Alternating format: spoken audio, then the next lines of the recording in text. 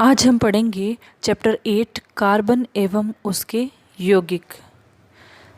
1815 में बर्जीलियस नाम के वैज्ञानिक की यह धारणा थी कि कार्बनिक यौगिकों का निर्माण केवल जीवधारी स्रोतों यानी लिविंग ऑर्गेनिज्म से ही संभव है। इनका हम कृत्रिम विधियों के द्वारा यानी प्रयोगशाला में निर्माण नहीं कर सकते हैं, संश्लेषण नहीं कर सकते हैं। इसीलिए इसे जैव शक्ति सिद्धांत यानी विटल फोर्स थ्योरी कहा गया। और इसके बाद जीवधारी स्रोतों से प्राप्त पदार्थों को कार्बनिक यौगिक कहा जाने लगा। और कार्बनिक यौगिकों के जो अध्ययन किया जाता है, उनकी स्टडी की जाती है, उसे कार्बनिक रसायन कहा गया यानी ऑर्गेनिक केमिस्ट्री। सन 1828 में वॉलर ने बर्जीलियस अवधारणा को निर्मूल साबित कर दिया अपने प्रयोग के द्वारा। उन्होंने अकार्बनिक पदार्थ जैसे कि अमोनियम सल्फेट और पोटेशियम साइनेट को गर्म किया और प्रयोगशाला में पहली बार कार्बनिक यौगिक का निर्माण किया, और वह कार्बनिक यौगिक था यूरिया। यहाँ हम समीकरण में देख सकते हैं अमोनियम सल्फेट पोटेशियम साइनेट के साथ मिला करके जब उसको गर्म किया जाता है तो प्रथम अमोनियम साइनेट का निर्माण होता है। अमोनियम साइनेट को और अधिक गर्म करने पर यूरिया यानी NH2CONH2 का निर्माण होता है, जो कि एक कार्बनिक यौगिक होता है। वॉलर की इस खोज से बर्जीलियस के जैव शक्ति सिद्धांत का खंडन हो गया और उसके बाद प्रयोगशाला में कार्बनिक यौगिक बनाने के प्रयास प्रारंभ हो गए। हम अपने दैनिक दिनचर्या में कई कार्बनिक पदार्थों का इस्तेमाल करते हैं, जैसे अनाज, टेबल कुर्सी, पेट्रोल, रसोई गैस, प्लास्टिक, कपड़े, तेल, साबुन, अपमार्जक, पेंसिल, रबर इत्यादि इत्यादि। इन सभी पदार्थों में कार्बन का तत्व पाया जाता है।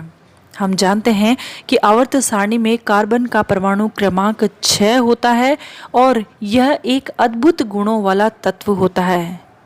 इसका आकार छोटा होने के कारण यह सिग्मा बॉन्ड के साथ पाई बॉन्ड के द्वारा डबल बॉन्ड और ट्रिपल बॉन्ड का निर्माण भी कर सकता है। कार्बन परमाणु में कई विशिष्ट गुण होते हैं और इसी कारण यह कई यौगिकों का निर्माण भी कर सकता है। यह इतनी तरह के यौगिकों का निर्माण करता है कि उसकी संख्या बाकी अन्य तत्वों के द्वारा बनाए गए यौगिकों की तुलना में कई गुना अधिक होती है। और अब हम समझेंगे कार्बन परमाणु की विशेषताएं। आवर्त सारणी में जैसा कि हम जानते हैं कि कार्बन परमाणु क्रमांक 6 पर स्थित है और इसे कार्बन परमाणु का नाम दिया गया है और इसका प्रतीक होता है कैपिटल C।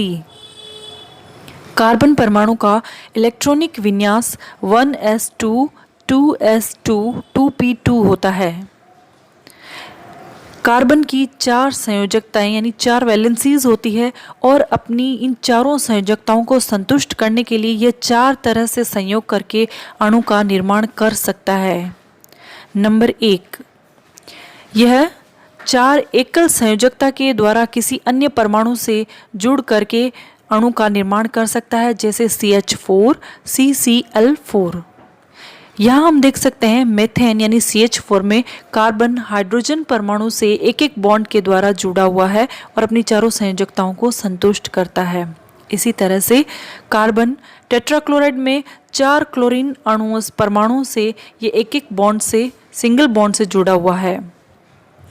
दूसरी स्थिति यह है कि यह 2 एकल बॉन्ड के द्वारा यानी सिंगल बॉन्ड के द्वारा और एक डबल बॉन्ड के द्वारा किसी अन्य परमाणु से जुड़ करके अपनी चारों वैलेंसी को संतुष्ट कर सकता है। जैसे फॉर्मेल्डिहाइड में हम देख सकते हैं कार्बन 2 हाइड्रोजन परमाणु से सिंगल बॉन्ड से जुड़ा हुआ है और एक डबल बॉन्ड के द्वारा ऑक्सीजन से जुड़ा हुआ है। इस तरह से इसकी चारों वैलेंसी संतुष्ट हो जाती है। तीसरा तरीका है एक सिंगल बॉन्ड बना ले और एक ट्रिपल बॉन्ड के द्वारा अन्य परमाणु से जुड़ करके अपनी चारों वैलेंसीज को सेटिस्फाइड कर दे, जैसे हाइड्रोजन साइनाइड। यहाँ पर कार्बन हाइड्रोजन से एक सिंगल बॉन्ड के द्वारा और नाइट्रोजन से ट्रिपल बॉन्ड के द्वारा जुड़ करके चारों वैलेंसी को सेटिस्फाइड करके हाइड्रोजन साइनाइड का निर्माण करता है। और चौथा तरीका है कि यह दो डबल बॉन्ड के द्वारा किसी अन्य परमाणु से जुड़ करके चारों वैलेंसी को सेटिस्फाइड कर दे। जैसे कार्बन डाइऑक्साइड में कार्बन डबल बॉन्ड के द्वारा ऑक्सीजन से जुड़ता है दोनों तरफ, तो चारों वैलेंसी इसकी सेटिस्फाइड हो जाती है। तो ये 4 तरीके हैं जिससे यह अपनी चारों वैलेंसी को अलग अलग तरीके से सेटिस्फाइड करके अणु का निर्माण कर सकता है। कार्बन की जो ज्यामिति होती है वह समचतुष्फलकीय प्रकार की होती है। इसके अंदर जो चारों संयोजकताएं होती है वो एक समचतुष्फलक के चारों कोनों की तरफ निर्देशित रहती हैं और कार्बन परमाणु समचतुष्फलक के केंद्र में यानी चतुष्फलक बन जाता है और उसके केंद्र में कार्बन परमाणु स्थित रहता है। और इन संयोजकताओं के बीच में जो बॉन्ड एंगल बनता है, जो बंध कोण बनता है, वह 109 डिग्री 28 मिनट का होता है। समचतुष्फलक यानी ऐसा चतुष्फलक जिसमें 4 त्रिभुजाकार फलक उपस्थित होते हैं और उसमें एक फलक को आधार मानते हुए इसके तीनों कोनों को एक शीर्ष में ऊपर की तरफ मिला दिया जाता है और अन्य 3 त्रिभुजाकार फलक बन जाते हैं। इस संपूर्ण ये जो ट्राइगोनल ज्योमेट्री होती है, त्रिविम ज्यामिति होती है, इसको हम समचतुष्फलक कहते हैं।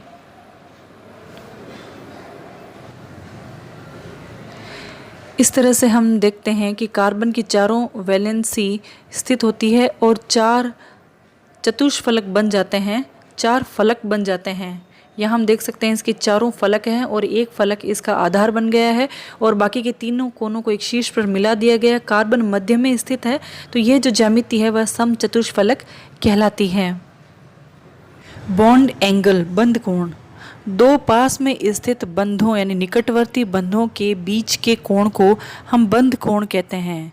जैसे मेथेन यानी CH4 में बंध कोण 109 डिग्री 28 मिनट का होता है और मेथेन एक समचतुष्फलकीय ज्यामिति का होता है। इस चित्र में हम अच्छी तरह से देख सकते हैं कि कार्बन 4 वैलेंसी के द्वारा हाइड्रोजन से जुड़ा हुआ है और 2 निकटवर्ती बॉन्ड के बीच में 109 डिग्री 28 मिनट का बॉन्ड एंगल है। कार्बन परमाणु का एक विशेष गुण और होता है कि इसमें कार्बन के इस तरह से जुड़ करके श्रृंखलाबद्ध यौगिकों का निर्माण करना श्रृंखलन कहलाता है। यहाँ ब्यूटेन है जिसमें 4 कार्बन हैं और एक एक बॉन्ड हाइड्रोजन से जुड़ करके चारों वैलेंसी को सेटिस्फाइड कर रहे हैं। और यहाँ हम देख रहे हैं शाखित श्रृंखला जिसमें शाखाएं बनी हुई है। एक कार्बन है जो 2 कार्बन से सिंगल बॉन्ड से और प्रत्येक कार्बन सिंगल बॉन्ड से 3-3 हाइड्रोजन से और आगे इसी तरह से कार्बन प्रत्येक एक बॉन्ड से हाइड्रोजन से जुड़ करके एक शाखित श्रृंखला का निर्माण करता है। यहाँ हम देखते हैं साइक्लोब्यूटेन, इसमें कार्बन आपस में जुड़ करके एक साइक्लिक स्ट्रक्चर का निर्माण करते हैं और प्रत्येक कार्बन चारों वैलेंसीज को सेटिस्फाइड करता है और एक एक बॉन्ड से हाइड्रोजन से और एक एक बॉन्ड से कार्बन के साथ जुड़ करके साइक्लोब्यूटेन का निर्माण करता है। अब हम देखते हैं आइसोएक्टेन। आइसोएक्टेन एक अति शाखित है जिसमें खूब सारी शाखाएं होती है। इस प्रकार का यौगिक होता है। इसके अंदर ऑक्टेन यानी 8 कार्बन परमाणु है जो आपस में शाखित रूप से जुड़ करके अपनी चारों वैलेंसियों को हाइड्रोजन और क्रमशः कार्बन के साथ जुड़ करके सेटिस्फाइड करते हैं। और बेंजीन की स्ट्रक्चर वलयी प्रकार की होती है। यह एक चक्रीय यौगिक होता है। इसके अंदर 6 कार्बन आपस में एक चक्र के रूप में वलय के रूप में जुड़ते हैं। प्रत्येक कार्बन जो होता है एक सिंगल बॉन्ड और दो सिंगल बॉन्ड और एक डबल बॉन्ड के द्वारा जुड़ करके आपस में एक चक्रीय संरचना का निर्माण करते हैं। यह बेंजीन हम यहाँ देख पा रहे हैं और अपनी चारों वैलेंसीज को सेटिस्फाइड करता है कार्बन। यह एक एरोमेटिक चक्रीय यौगिक है बेंजीन। कार्बन परमाणु दूसरे कार्बन परमाणु से आपस में या तो एक सिंगल बॉन्ड से जुड़ता है या डबल बॉन्ड से जुड़ता है या ट्रिपल बॉन्ड से जुड़ता है। जैसे यदि सिंगल बॉन्ड से कार्बन कार्बन जुड़ते हैं तो एल्केन कहलाते हैं और यदि कार्बन कार्बन के बीच में डबल बॉन्ड होता है तो वह एल्कीन कहलाता है। और इसी तरह से कार्बन और कार्बन के बीच में जब ट्रिपल बॉन्ड होता है, त्रिबंध होता है, तो वह एल्काइन कहलाता है। यानी उस जो परमाणु बनेगा, जो अणु बनेगा, उनके पीछे आयन लगेगा ट्रिपल बॉन्ड वाले में, डबल बॉन्ड वाले के पीछे ईन लगेगा और सिंगल बॉन्ड वाले के पीछे एन लगेगा।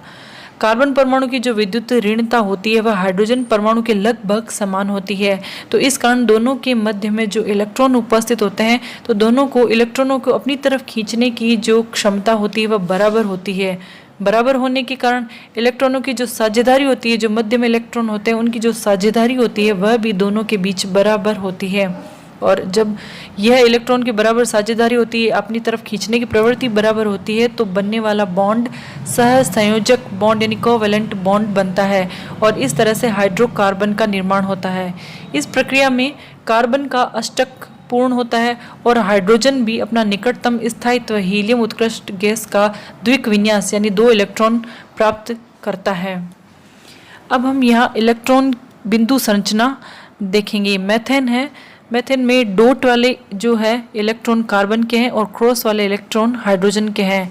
तो कार्बन का एक इलेक्ट्रॉन डॉट और हाइड्रोजन का एक इलेक्ट्रॉन यानी क्रॉस आपस में 2 इलेक्ट्रॉन मिलकर के एक बॉन्ड का निर्माण करते हैं।